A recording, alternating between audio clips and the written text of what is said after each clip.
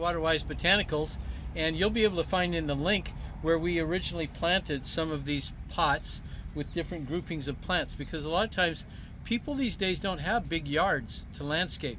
A lot of us are living in smaller homes, apartments. We might have a little backyard spot in a condo or something like that, and so we can do beautiful gardening and have real treasures just in containers like this.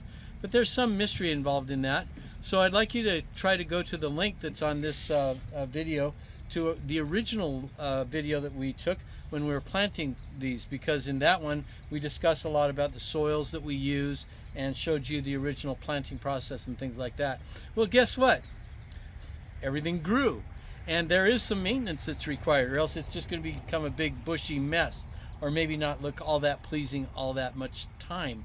So I thought it'd be really nice to come back and revisit, do some garden maintenance in our pots, and show you maybe some replacements. We might want to do some change outs, and just keep your beautiful container gardening going. So in this first pot, this one, many folks will say, oh, I know what that plant is. My grandma used to have that, and it would come up everywhere. This is alyssum, of course, but there's something very special about this alyssum, because instead of being an annual that only lives about 8 to 10 weeks and then dies but goes to seed everywhere like a weed, this is a perennial alyssum. This thing will live for years, and it is seed sterile, so it doesn't come up anywhere else in the garden.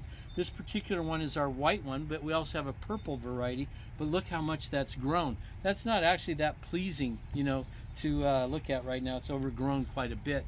So how do we prune this? How do we shape it and get things back to nice? Well, I'm going to do like they do in the infomercials. You know, you go, have you ever tried to prune your plant and like this and like that, and then it breaks and I can't do it? Well, either way, if you use clippers, it's actually going to look pretty rough. So I'm going to hold the whole plant down with my hand and just pull out a lot of these branches, which you can do with soft perennials. And by the time I get done, I will have reduced its size substantially, but it's still going to look natural when it's all done. So it doesn't look like it's just had a buzz haircut on it. Look, that was pretty fast and pretty easy. Now behind it is the little society garlic called Thinny Mini, and same thing there. I can choose to try to go in and cut out each little individual dead flower stem that's done, or I might just decide to take and cut this about half of the clump down to the ground, because in just a few days that'll come back all refreshed, and then I can wait another week or so and cut back this older part which still has some purple flowers on it, and allow the new refreshed part of the plant to come up with its new flowers. Now, botanical names are kind of crazy. This is a beautiful vertical grass. Vertical plants are very hard to come by, and this one is durable and gorgeous and gives a great vertical accent. And I know botanical names are confusing and complicated sometimes. This is a reed-like grass from South Africa called Thamnus. So this is Thamnus, I don't give a damnus cordifolia. But you can just see how beautiful it is. It didn't overrun and overgrow the pot. This has been quite a long time. We'll look up the date and see when that original planting was done. But look at just how stable and nice it's been. Now the succulents that we put in here, they're all fine. They haven't overgrown too much. We have this nice cascading autumnus right here, and it's got purple stems and yellow flowers at certain times of the year. Everything else in here looks pretty good. So after just reducing the size of the alyssum, the perennial alyssum, in this pot, then I think I'm pretty happy with this, and maybe we'll come back and reduce its size just a little bit more later, but that looks pretty good to me. So that's basically how I would handle the maintenance on this pot. Now I would give it some fertilizer at this point, just so everything greens up and has a nice lush texture to it. Now let's come over to this pot here, and we planted some different perennials. You know, I used to do all of our pottery in succulents, and actually I've been playing around this year with using some perennials and even some annuals. So I like little tiny flowers. I forget what this is called, but it's in the zinnia family. It's got like little tiny yellow star zinnia flowers on it. This is called Callicephalus brownii, or white wire. This can grow to be a huge globe-shaped bush, like 3 feet all the way around. But it's very nice actually in the pot, and it loves haircuts. So you can just, again, give it some haircuts. Now don't buzz it and make it look like a butchered, you know, buzzed ball, just like you wouldn't want to go to the barber and have his hair look like that. Most people like to have it styled. So you don't want it looking like I just got out of prison, which is what my wife says when I get this particular haircut.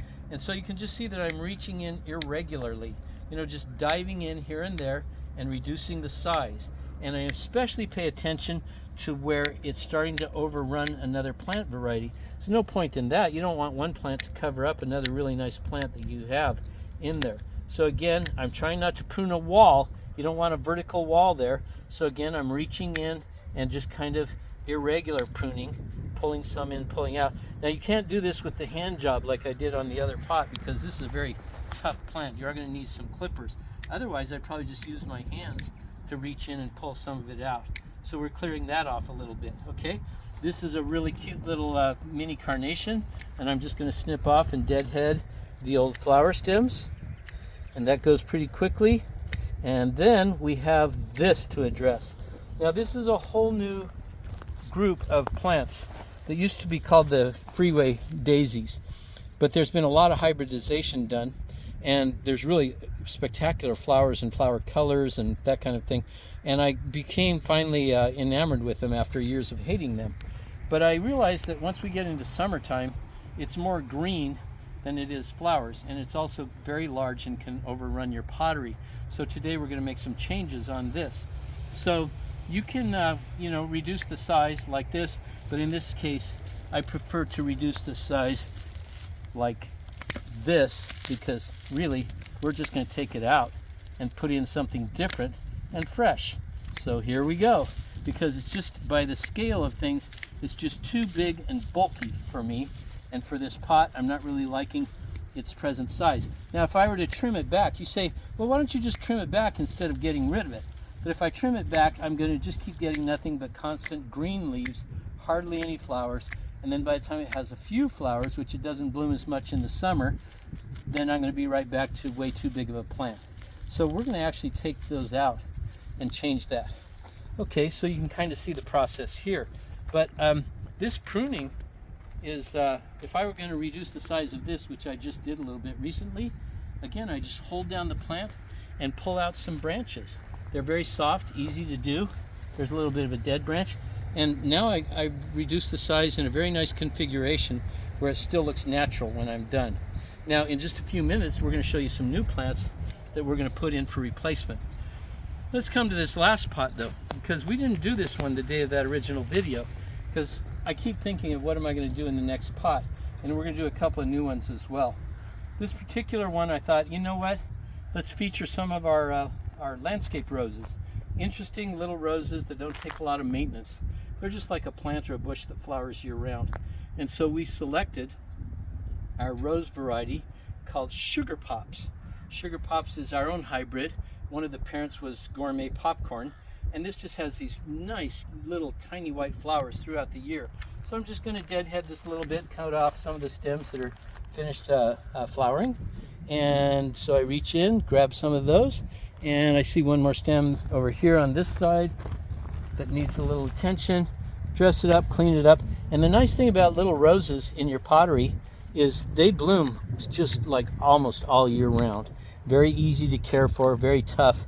If the pottery gets, if your planting gets dry for a few days, it's not just going to die like a lot of annuals would and that kind of thing.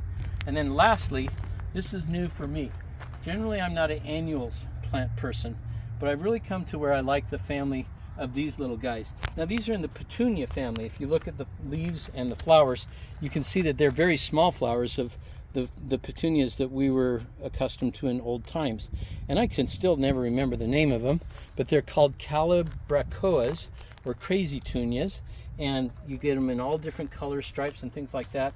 And these have been absolute great performers. Now again, if it gets to the point where it gets too crowded, too much, then I can reach in. First of all, I did reach in a few days ago and make sure I pulled out branches that were running into the rows, because we don't want a tangled mess. And you can eliminate or thin and as much as you like or want. Even don't let it, if you say I don't want it to hang too much, then I'm just doing this pruning with my hands. And see when I'm all done, see how natural that looks? Now it is important that you give fairly regular fertilizing and feedings to these potted plant groupings, because when we water them, every time we water, we rinse the fertilizer, the nutrients, right out of the soil. And so that's why that replacement is important. And look at this, even just after a little bit of cleanup and without replanting, you can see that we've done some little bits of basic maintenance that's going to last us a good few more months, and we're right on the right track to having very, very pretty gardens in pots that we can enjoy and show off. Now in the next steps, we're going to go and look at 2 other pots where I've been trying to decide what I want to put in them, and show you a few of our ideas and a couple of the replacements that we're going to put where I've taken out some plants in these pots. So we've removed the freeway daisies, and now let's see what we're going to plant in its place. You know, I just love tiny flowers. They're such a nice plant of scale. This is called erodium, and it'll have little pink flowers like this much of the year. Grows in a very tight, flat mound. This isn't the biggest plant ever. In fact, that's smaller than we usually sell, but it's what I had on hand. So I'm going to shake this out, and we're going to replace what we had there with this guy. And it's going to make just a very tight mound with these pink flowers that'll fill in this whole area. Okay, now I'm going to pretty much call that good, because I know that I can let this spread and grow a little bit more. This will actually grow and spread quite fast and fill in all around. And this is going to be a nice, not overdone, not overpowering group of plants in this beautiful blue ceramic container. There you go. Okay, we're going to call it a day on that, because it will fill in that whole space. Okay, let's go to our next pot. And these are fun because I wasn't never completely finished with them. Kind of been thinking about it. And so we're going to come to this one next. Now, you don't always need a succulent. You don't always need a grass. In fact, you can sometimes pick a little shrub. People have been using little olive trees that they prune into a nice little shape as a miniature tree. Sometimes people take little junipers. In this case, I'm pretty happy with putting a rosemary bush in here. Now this rosemary bush could get really big. We're not going to let it do that. It's going to be some fairly continuous pruning and shaping all the time, but I think we can get a nice little triangle shaped plant out of it, about this high ultimately, that's going to be very nice. What am I going to plant along with it? Well, I'm thinking, I already have one of these little crazy tunias here, and I'm thinking that another nice contrast is going to be this tiny little crassula, which I don't remember the species name on, but we do have them here. And so we're going to make some room for that. Now, if you refer to our very first original video on how to prepare the soil, you'll notice that this is dirt, not potting soil.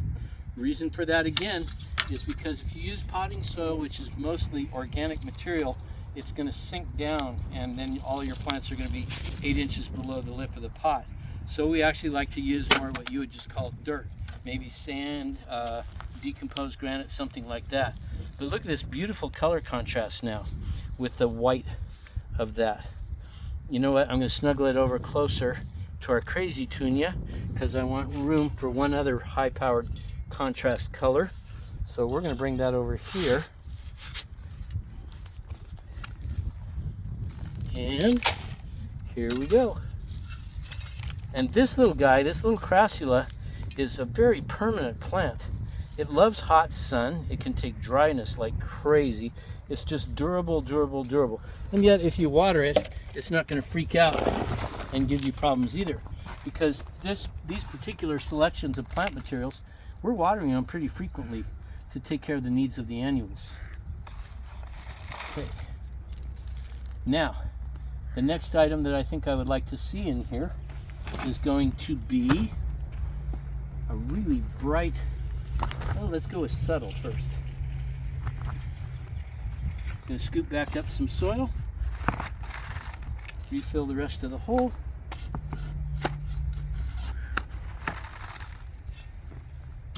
And we're going to put in this really pretty echeveria, purple leaves. And I like them in groups.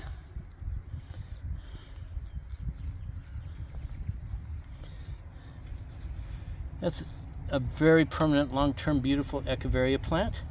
Behind that, I'm going to put Graptivaria Pearl Essence, which is a little color shift of the same theme. Has some purple tones in it also, and that'll fill in these areas here. And I'll keep the Crazy Tunia off of it so it doesn't overrun it. And now, for a real eye popper, we're going to put in some of the Sedum Firestorm.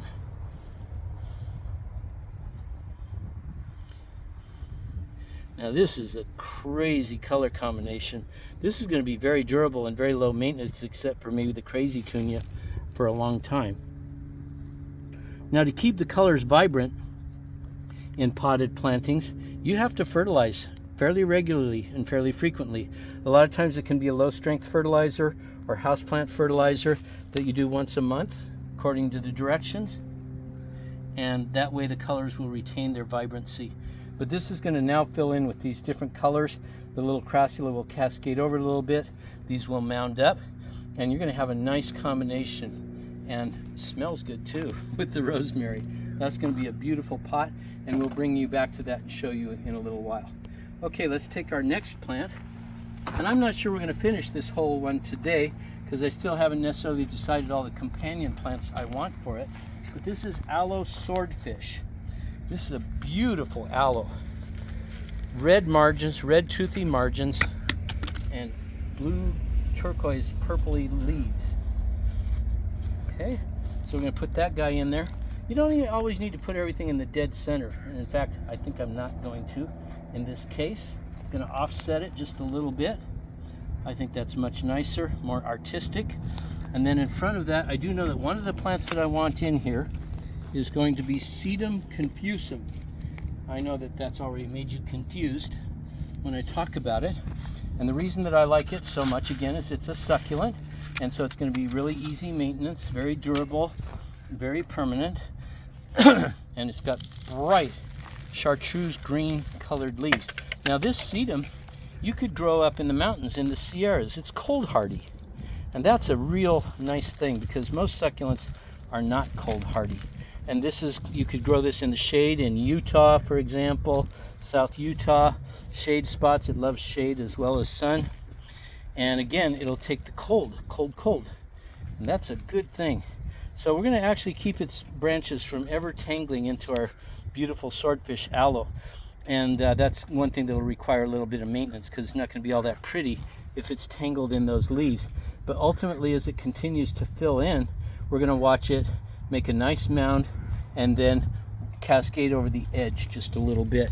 Now in the springtime, Sedum confusum is covered with brilliant little yellow star-shaped flowers. So I'm just kind of tucking some soil. I actually just poured it right on top because those branches will continue to root in a little bit. They were a little floppy, so they'll continue to root in where they are that way. And I'm going to want you guys to come back in another video fairly soon when, after a great deal of thought and contemplation, I'm going to decide what else to put with our swordfish aloe. This is an arrangement that you can have in inland valleys like Temecula, Murrieta, Riverside. You can have anywhere coastal. You can have all the way up on the coast, all the way to San Francisco. These plants are right for those climates. Not necessarily right for hot Coachella Valley, Phoenix, and those kinds of things. But the other climates, yes, we're going to do great with them pretty much throughout the period. So that's the work that we've done on our potted groupings, our gardens in containers, which so many people are moving towards these days. And I'm Tom for WaterWiseBotanicals.com.